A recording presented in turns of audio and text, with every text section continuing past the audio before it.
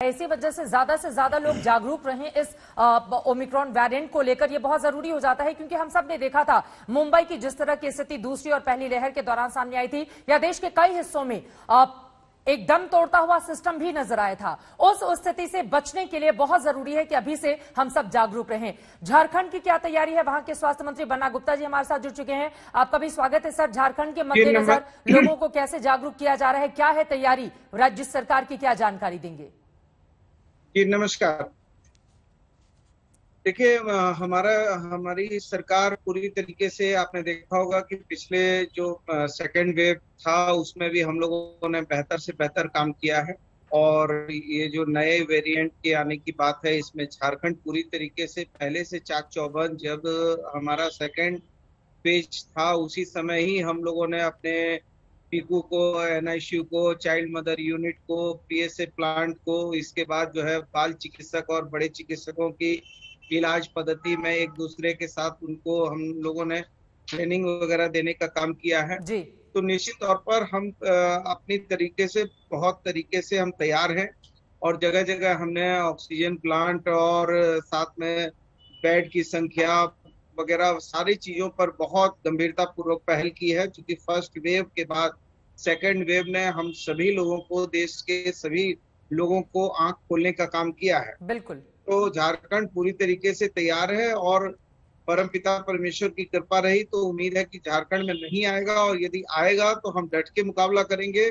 और हम माननीय मुख्यमंत्री जी के नेतृत्व में नए नए इनोवेशन, नई नई विचार, नई नई तरीके से आईसीएमआर के गाइडलाइन, डब्ल्यूएचओ के गाइडलाइन, भारत सरकार की जो और दिशा निर्देश है उस सारा का पालन करते हुए हम सभी लोग मिलकर इस ओमिक्रॉन वेरिएंट को हराने का काम करेंगे। और एहतियाती तौर पर बहुत जरूरी भी हो जाता है कि काफी आक्रामक तरीके से हम आगे बढ़ें ताकि इस वेरिएंट के खतरे को फैलने से रोका जा सके।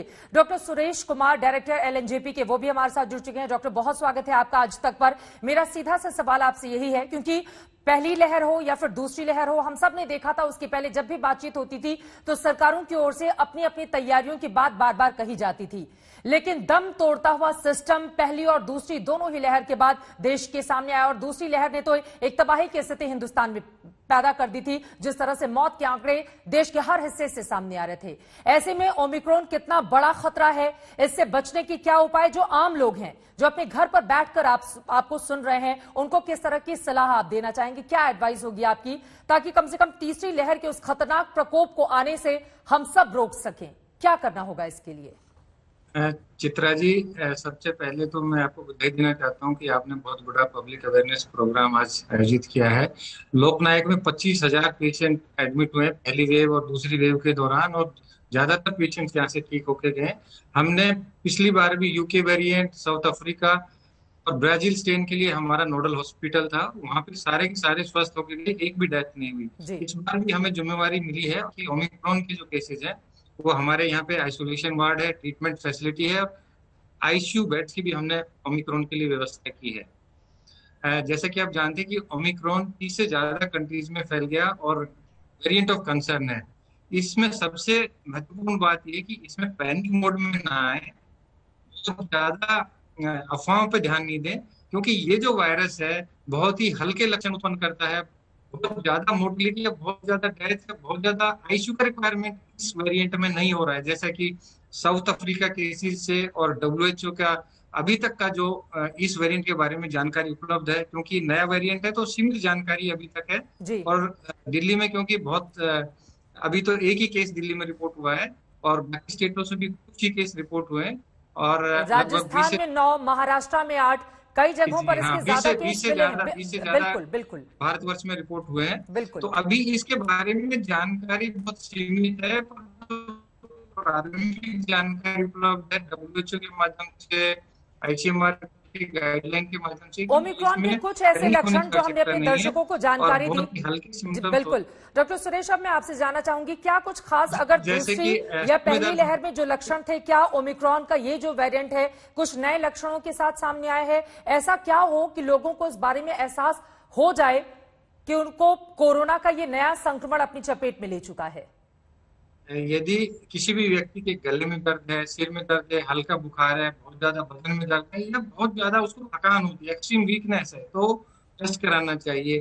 जैसे कि हमने देखा कि ज्यादातर जो पेशेंट्स हैं वो हैं जो कि अफेक्टेड नेशन से, जहाँ पर जैसे साउथ अफ्रीका है, यूरोप है, इंग्लैंड है, नीदरलैंड है, फ्रांस है, वहां से आ रहे हैं। तो ये अभी तक ये विदेश में ज्यादा है, अभी भारतवर्ष में अभी बहुत कम मामले हैं। और अभी हमें ज्यादा जागरूक होने की आवश्यकता है। यदि किसी ने इंटरनेशनल ट्रेवल किया है, उसको सिम्टम्स हैं, तो निश्चित रूप से उसको टेस्ट कराना चाहिए। इसके साथ साथ हमने देखा कि जो डेल्टा वेरिएंट था पहले, डेल्टा वेरिएंट में जहाँ पर ऑक्सीजन की जो मात्रा थी बहुत तेजी से ड्रॉप होती थी, बहुत ज्यादा लोगों को आईसीयू की और हॉस्पिटलाइजेशन की आवश्यकता होती थी।